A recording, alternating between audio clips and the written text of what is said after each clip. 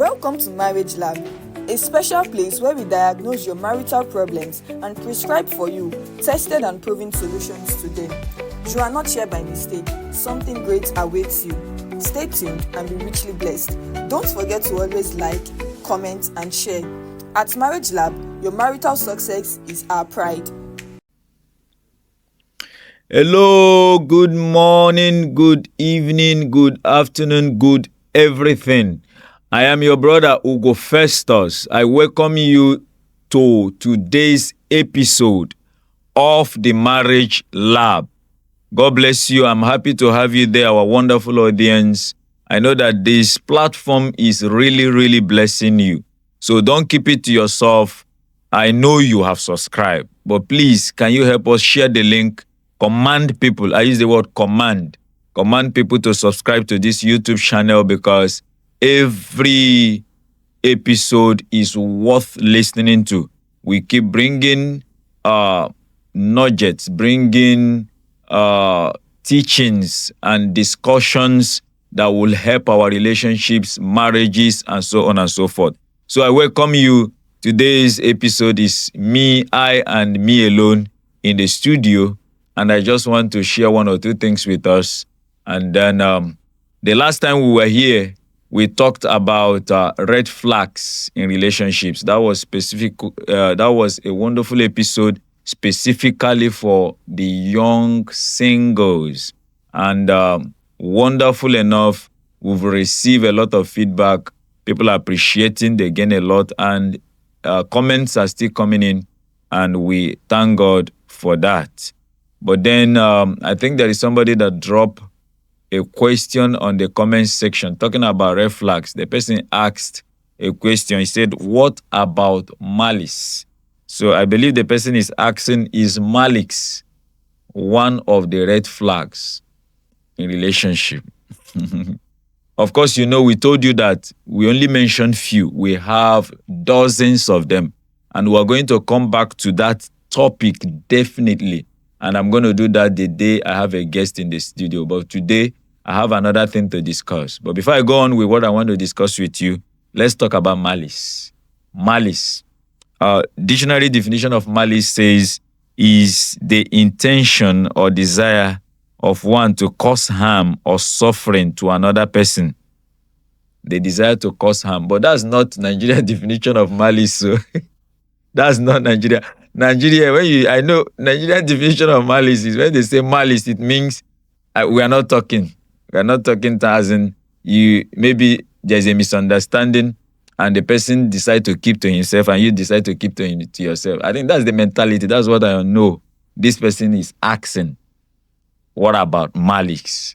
So whichever one it is, whether it is this dictionary definition or the normal one, I will answer in two ways. Number one, if it is this dictionary definition of malice, somebody that has the desire and intention to cause harm or suffering to another person. Of course, that's also what malice means, because when you are in a relationship and for some reasons, a little misunderstanding, you want to lock up for 1 day, 2 days, 3 days, you're not talking to your partner, that's an intentional desire to cause pain. Are you hearing what I'm saying? I'm putting it together now. It's an intentional desire to cause pain. And if you are practicing that in relationship, that means marriage will be shaggy. Are you hearing me? So I think I want to support on the opinion that we say that malice is a red flag. So if anybody is keeping malice in relationship, you need to work on it. Give the person time to work on it. Talk about it. If he's not working on it, then know that if you allow it, you go into that marriage, you're just going to be alone in that marriage. Because there are people that are professionals in keeping malice, in quotes, professionals in being alone, professionals in stopping to talk to their partners. Immediately a little thing happens, they will lock up.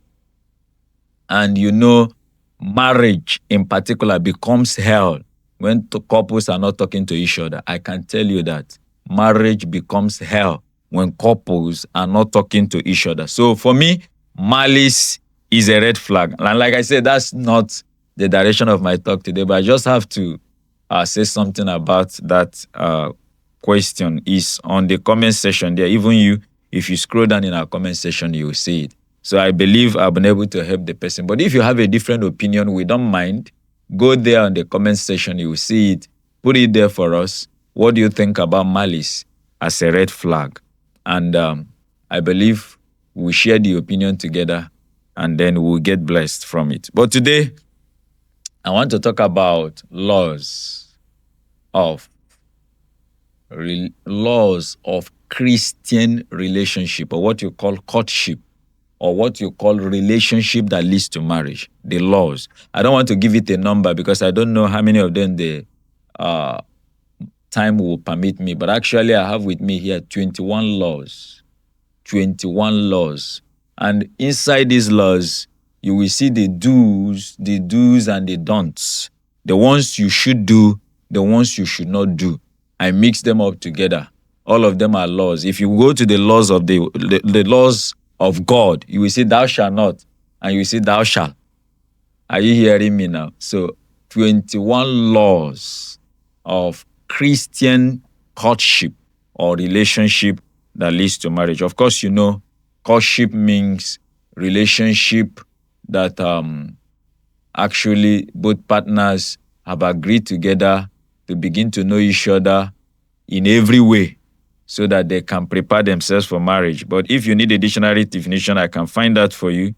Courtship means, dictionary, it says, is the period of time and the activities when two people who are intending to get married begin to develop romantic relationship, traditionally with the clear intention of getting married. So you can't call it courtship if those duo are not interested in marriage. So courtship is a senior name, if there is anything like that, an advanced name for relationship that will lead to marriage. So 21 laws, I will mention them. I will start from this one now. Since we are coming from red flags in relationships. So I will say my law number 1 is don't ever ignore the red flags. Don't try it. Don't ignore the red flags. You know, our guest in the last episode gave a testimony that she was actually ignoring a particular red flag until there was so much pressure.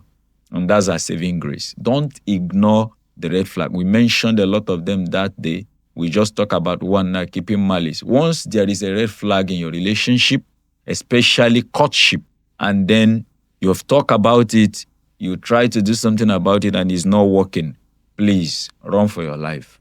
A broken relationship, they say, will always be better than a broken marriage. That's the truth.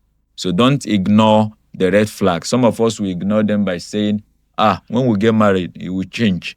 When we get married, it will do better. When we get married, she will begin to act well. When we get married, she will start respecting my family. When we get married, I will walk on his eye.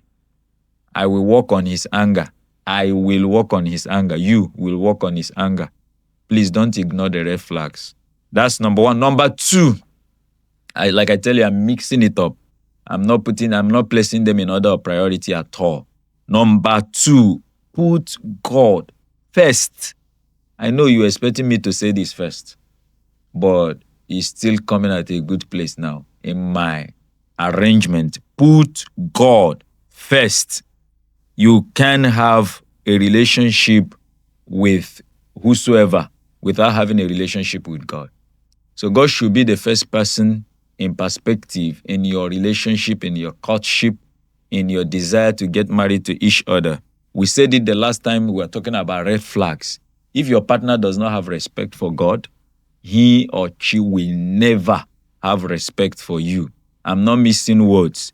If he doesn't have respect for God, he or she will never have respect for you. Because James told us in the scripture, if you don't love your brother whom you are seeing, don't even claim that you love God. So what it means is that our love for God is how we test our love for men. So if you don't have regard for God, you cannot have regard for men. So put God first. God must be part and parcel of your relationship. Remember, I'm talking about 21 laws that enhances, that encourages, that must be obeyed in godly, I put the word godly courtship or relationship that leads to marriage. Number 2, you must ensure shared faith. The Bible says something about never be unequally yoked with unbelievers. So look at it. You and your partner must be heading the same direction in faith. People used to, this is a loud topic that we'll find a day to talk about. People used to ignore faith when going into marriage. Haba, it's not right. It's not right. You're a believer, your partner is not a believer, and you are getting married. That's a challenge. That's a challenge. Are you hearing what I'm saying? That's a serious challenge. So you must look at the faith of your partner. And in this case, 2 of you must be born again. 2 of you must love Jesus. According to our own advice here, according to our own faith, 2 of you must be born again. 2 of you must love Jesus. Your partner must be a born-again child of God. So you have to share the same faith. Not that you are serving Jesus and your partner is serving what you don't know. And you are saying you are getting married. That marriage will early enough hit the rock. It's true. It's true. It's not, I'm not making an evil prophecy, but that's the truth, because you cannot combine 2 gods inside one union. Are you hearing what I'm saying? So you must respect, you must ensure that 2 of you are heading the same direction in faith. Number 3, you must seek, that's number 4 now. You must seek divine direction. Number 4, you must seek divine direction. People today, they no longer respect divine direction in marriage. They no longer honor the perspective of God. They don't pray. They don't, you still need to pray, sir. You still need, even though you're already in courtship, you still need to pray. You still need to ensure that God is in support of your union. You still need to make sure there is a clear peace. You still need to make sure that prayerfully you're able to discern that this is the right partner for you. So make sure that there is that peace that comes from the inside. So ensure divine direction. Make sure that God is in support of your relationship. And that is easy. Prayerfully, you can discern. When you personally committed to prayer, you can discern. What I don't always encourage is people making choice. They have already made up their mind, made their choice, and then they will not bring it to God and say, Lord, choose for me. No, ma. Before you make the choice, bring it to God first. If you have made your choice, make up your mind and say, this is where I will die. And then you bring it to God again and say, God, choose for me. Even when God is saying, that's not the place, you will not agree. You will begin to reject the spirit that is speaking to you, even though it's the spirit of truth. Are you hearing what I'm saying? So you must ensure divine direction. Number 5, you must maintain purity. The definition I gave this courtship now, people will think that should be a time to begin to do all kinds of immoral acts. No. Relationship demands purity. I know our times have changed. This generation have become so corrupt that people become sin mates. There is what I call sin mates, and they say they're in a relationship. In fact, how they know that people are in relationship today and people are dating in most cases is because they are just living an immoral life, sleeping with each other, sleeping around here and there. Me, I call them sin mates.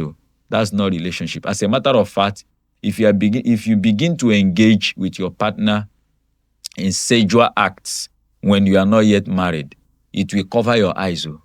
You will not be able to really think on and look at other things that will make that marriage work. That sex you are having before time, in most cases, covers people's eyes. That's what they will now focus on.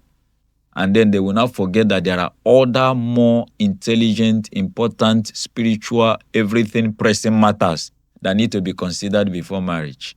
So you must ensure sexual purity. Guide your body, guide your mind, guide your thoughts. Make sure you abstain from sexual intimacy. It's not time.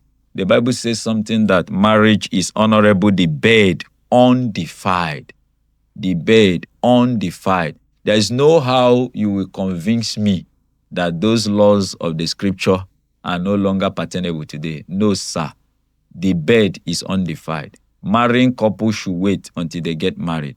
And I have given you one major reason, which is if you begin to engage in premarital sex, it will make you not to consider other important. In fact, immediately you begin to sleep with each other, you begin to confirm that you are husband and wife without looking at other important things. Other important things. So set sexual boundaries until you get married. Set sexual boundaries until you get married. Now, number 6, you must choose purpose over practice. You know, I did a teaching sometime on wrong ideas why people get married, or wrong reasons why people get married. And you come to understand that a lot of people marry for the wrong reasons. Some people marry because they want to wear the wedding gown. That's just like a man you want to join the army. They ask you, why do you want to join the army? You say, I like the uniform. That's what it means. That's not the purpose. So when you now like the uniform and you join the army, when you get there, you will know that it's beyond the uniform. It's beyond the uniform. So many people are interested on the wedding day. You want to wear long gown, you want to invite friends, this and that. That's the practice. That's the day of celebration. What about the purpose? What about the marriage? Marriage is different from wedding. Wedding happens in one day, but the marriage is forever. So you must define the purpose. What are you going to do with this person together? What are both of you? What is your focus? What is your goal in life? These things must come into perspective. These things must come to the table and are well defined.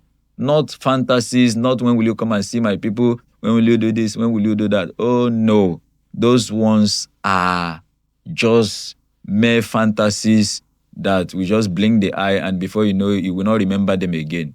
But then the marriage. So if you are focusing on wedding and then you leave marriage, you may cry you. That's the truth. So please define purpose. Define purpose. I don't know whether if I have time to take more. Okay. Let me take number 7. Involve mentors. Involve mentors. As a matter of fact, once it's courtship, once you have seen is a relationship that leads to marriage, people should be aware. People should be aware. If it's in a case you cannot totally depend on your parents, you can look at your spiritual mentors, or you can look at people you can look up to. You can look for marriage counselors. Don't just jump into marriage without submitting yourselves to some mentors or some people who are higher than you, who have experience, who can open your eyes, who can tell you one or two, So this is an important law. Allow your relationship to go through scrutiny. Allow your relationship to go through coaching, to go through training before you jump into marriage. Are you hearing what I'm saying? Please allow it to go through this before you now jump into marriage. Law number 9, study character. Study character. Study character. You see how many times I say it? Study character. Marriage is an institution where two different people with two different characters, two different way of life come together to become one. One character, one way of life. So the time of courtship should be a time you look into your partner, know the things he like and the things he doesn't like, know the things he do and the things he doesn't do, see the things you can tolerate and the things you cannot tolerate. If you see things you cannot tolerate and they are not going away, I think that law says that marriage should not go ahead. That courtship should not lead into marriage. Study character. Don't just look at it and say, anyway, it doesn't matter. It matters, though. Everything you see in the person's life matters. So study the way the person behaves. Know whether you can match it. If you can't match it, cry out while it is time. Because character is everything. They put it in a proper way. Attitude is everything. Are you hearing me? And under this study of character, you need to also test temperament.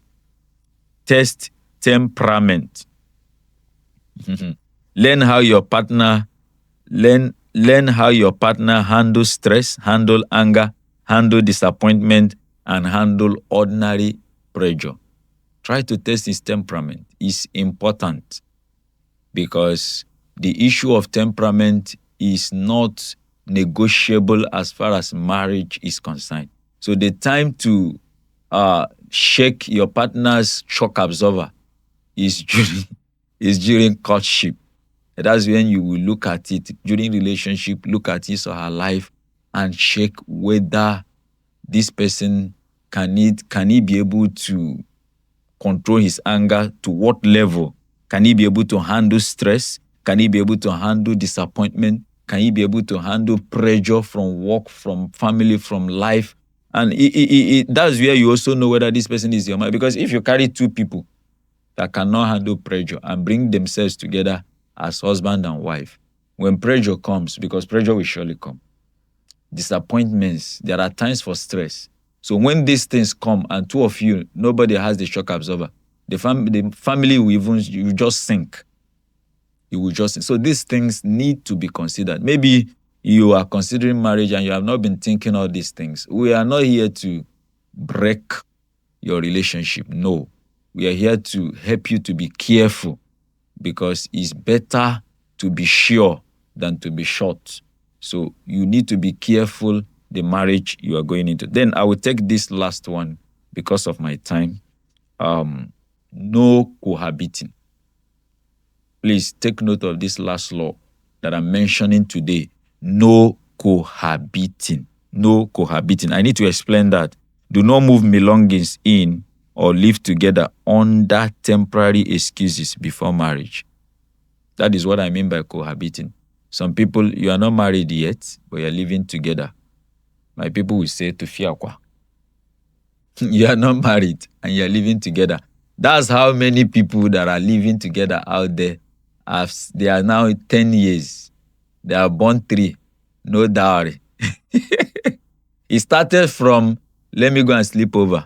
In sleeping over, you leave 2 clothes. In leaving 2 clothes, you carry your bag, go. In carrying your bag, go, you forget your own apartment. And then your people are not aware that you are married on high purchase. So don't cohabit. Don't cohabit at all. Don't share apartment. Don't share until you are married. It is very, very, very important. What I'm telling you is many people, is not their intention. Many people, especially our young ladies, you're always a victim on this end. It's not your intention. You want to make your family proud. You want decency. You want things to work at the right time. But because you are cohabiting, before you know it, you put yourself in family way, or you forget yourself and start staying with whosoever. And then that's how you are married without anybody knowing. You are married without anybody knowing. So for no reason, leave the temporary excuse, maybe I have accommodation problem, this and that and that. No, sir. No, sir. Don't cohabit. Don't cohabit. Okay, I think I should add this one because I don't know whether I'll come back to this so soon. Please, don't do anything out of pity. Because of this thing I'm saying now, I need to add this one. Don't do anything out of pity. Take that as law number 10. Don't do anything out of pity or pressure. Don't do anything out of pity or pressure. Maybe I want to help her, I want to help him, and then you are already living together without properly getting married, without properly assessing your partnership to know whether you can actually cohabit as husband and wife. And let me tell you the truth. A man you run to without allowing him to pass the due process in making you his wife may never. Why I'm using the word may is because there are a tiny percentage where that is not applicable. The man may never have respect and regard for you. That's the truth. In fact, there is a day a case will come and he will tell you, you are not my wife after all. Because you have not paid, because you have not seen your people properly. So be careful what you do. If anybody wants you to come and start living with him or her, let him come and see your people. That's the law all over the world. Marriage, the both families must come together and agree. And dowry must be paid. And then you can follow him. I think with these few points of mine, I've been able to show you some of the things you should be careful with, or you should look carefully to before you make marital decisions, even in godly courtship or relationship that leads to marriage. I believe you have a good time today listening to me, and I know you may have questions. Please feel free to send your questions on the comment section or directly to our WhatsApp number on your screen or the email, anyone you seem fit. And don't forget to subscribe to this channel. Don't also forget to share the broadcast. It is the Marriage Lab, and today we just talk about laws of godly courtship or relationship that leads to marriage. I appreciate you listening to me. I appreciate you so much. The thumbs up we are getting on the comment section is encouraging us. God bless you. I love you. I will see you in the next episode. God willing. Can't survive without what? Attention. Yes. Relationship can. Hooray! Welcome to Marriage Lab, a special place where we diagnose your marital problems and prescribe for you tested and proven solutions to them. You are not here by mistake. Something great awaits you. Stay tuned and be richly blessed. Don't forget to always like, comment, and share. At Marriage Lab, your marital success is our pride.